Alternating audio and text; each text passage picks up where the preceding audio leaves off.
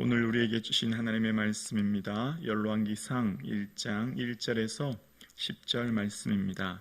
구약 성경 507면입니다.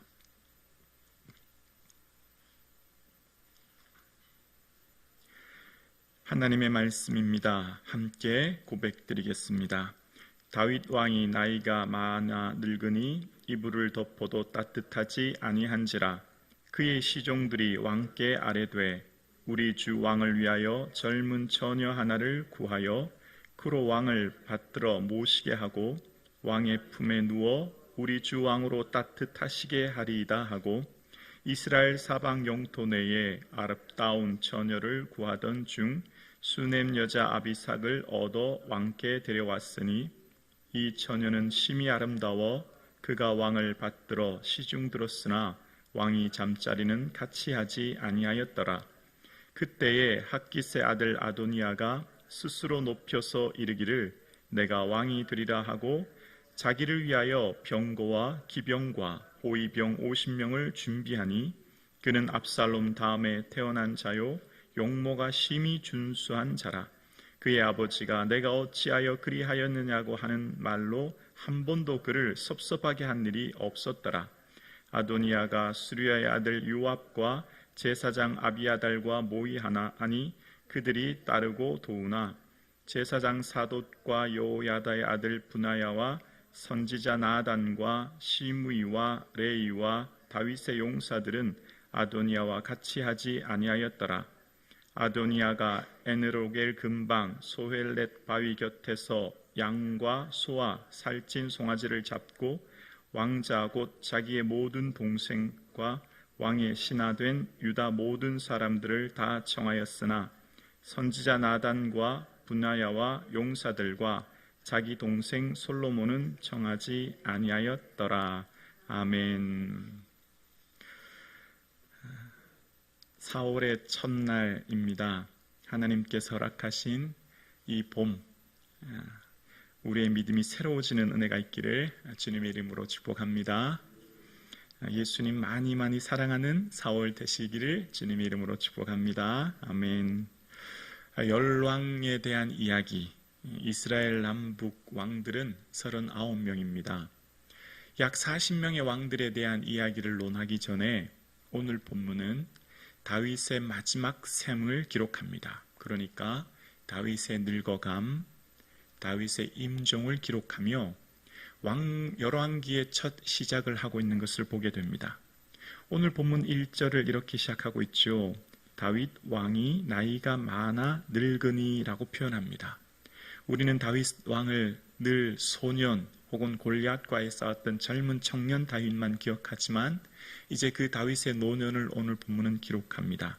그리고 이후에 15절은 심히 늙었다고 이야기하고 2장 1절은 죽을 날이 임박했다고 얘기하면서 2장 10절에 가면 조상들과 함께 장사되었다라는 표현을 합니다. 왜 그럴까요? 왜 많은 왕들에 대한 이야기를 할 때 다윗의 마지막의 모습을 기록할까요? 이제 있을 왕들에 대한 교훈을 담겨져 있죠. 왕들은 어떤 사람입니까? 최고 권력자 아닙니까? 무소부재의 권력을 가진 사람 아닙니까? 어느 누구도 건드릴 수 없는 권능을, 능력을 가진 사람들이 왕 아닙니까? 그런데 왕들에게 이야기하는 겁니다. 너희들의 인생은 결코 영원하지 않다. 너희들의 삶을 기억하라. 반드시 잠깐 있을 인생이며 그 권력은 다 하나님께로부터 받은 것이다 라고 하는 의미를 부여하는 것이죠. 그러면서 다윗 왕의 노년의 삶의 즐거움이 대상이 바뀌었던 것을 봅니다. 그러니까 다윗 왕이 따뜻하지 않아서 젊은 여인 아비삭을 다윗 왕이 데려오는데 사무엘 상하 열왕기 상하에서 심히 아름답다라고 하는 단어는 딱 두 여인에게만 등장하게 되는데요. 심히 아름답다라고 하는 표현은 이 아비삭에 대해서 열왕기하 1장 4절에 아비삭의 앞에서 붙이는 이 용어가 형용사가 심히 아름답다였다는 거고요. 또 한 여인이 등장합니다. 바로 밧세바였습니다.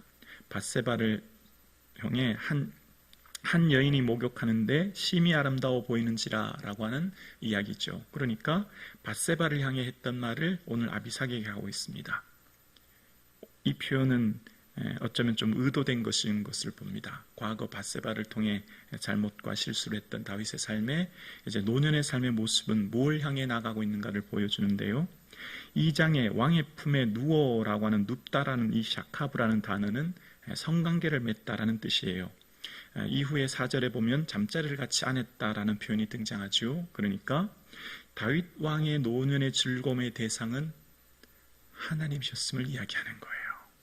진정한 기쁨과 즐거움의 대상이 완전히 바뀌었죠.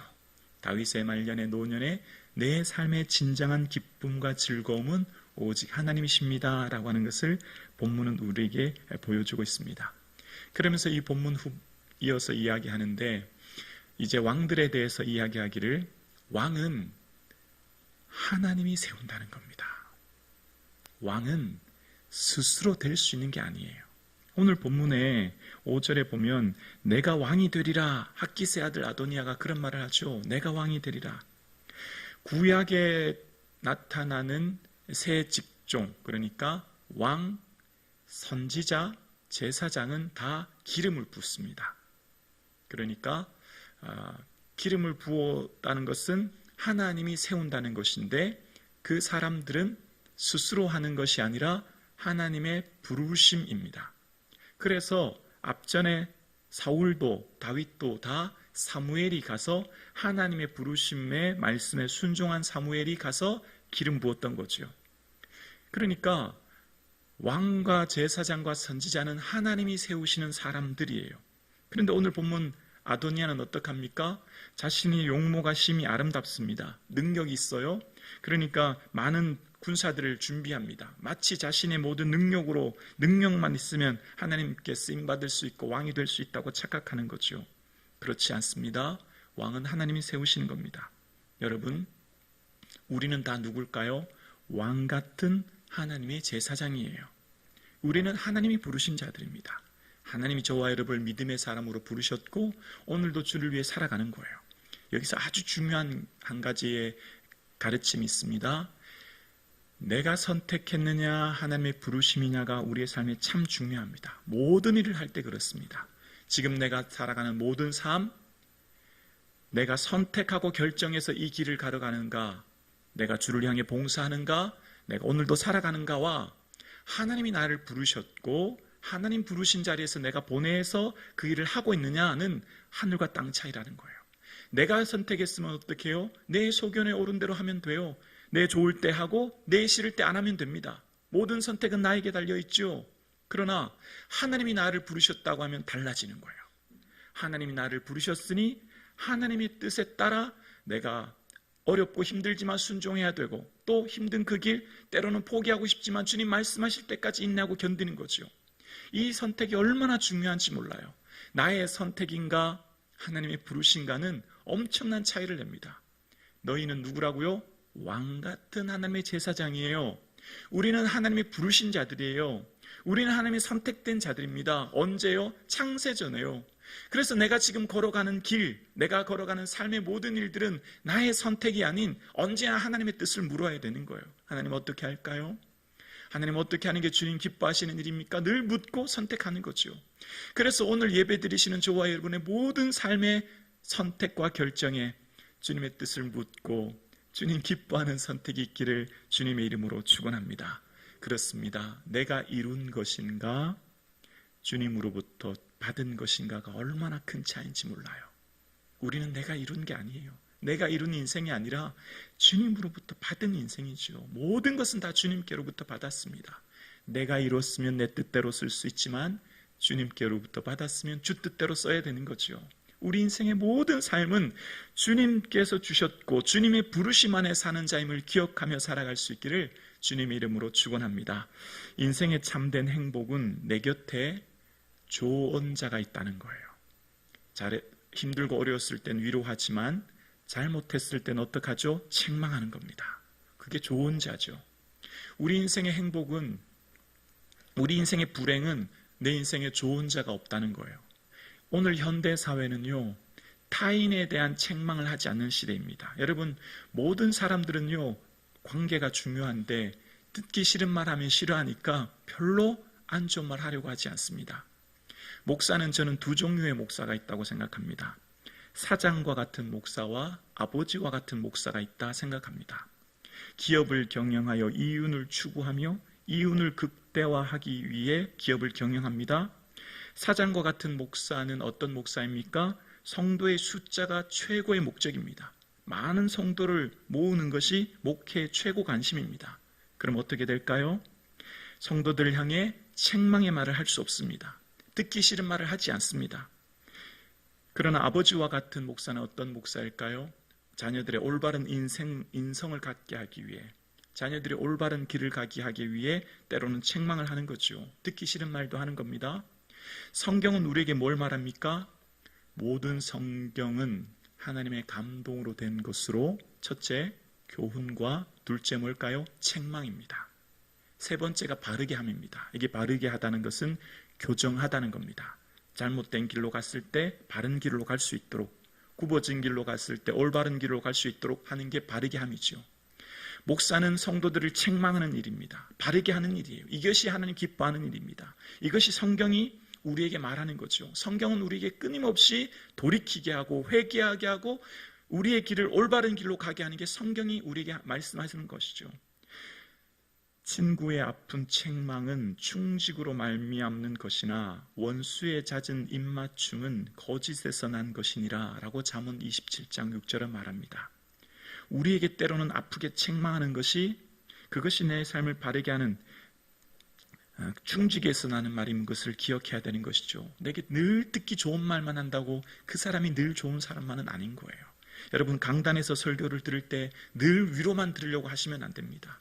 늘 내가 내 삶에 지치고 힘드니 늘 위로와 격려만을 들으려고 하시면 안 돼요. 때로는 강단에서 외치는 말씀이 내게 책망이 되고 내게 바르게 가게 하기 위한 것이라도 때로는 들을 수 있는 귀가 열릴 수 있기를 주의 이름으로 축원합니다. 여러분, 오늘 본문의 아도니아는 자신이 왕이 되려고 할 때 군대 장관 요압, 제사장 아비아달이 충원을 해야 됩니다. 아닙니다. 왕은 하나님이 세우시는 일입니다. 제사장이 그 말을 해야 되는 것 아닙니까? 기름 붓는 제사장이야말로 직언을 하고 바른 말을 해야 되죠.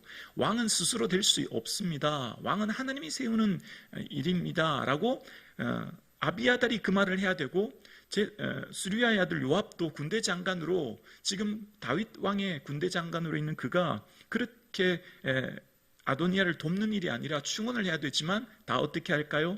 자신의 유익과 이익을 위해서 그렇게 따르는 거죠. 왜냐하면 아도니아가 다음 권력 서열 1위거든요. 권력 서열 1위인 아도니아와 함께 다음 왕권을 잡아야 자신에게 더 유일히 하거든요. 인생은 모든 일이 그렇습니다. 어떤 것이 되게 더 유익한가만을 따지는 이 시대를 우리는 살아가고 있습니다. 오늘 살아가는 저와 여러분의 삶에 내 삶, 내 모든 목적과 의미가 주님의 기쁨 되어질 수 있기를 주님의 이름으로 축원합니다. 기도드리겠습니다.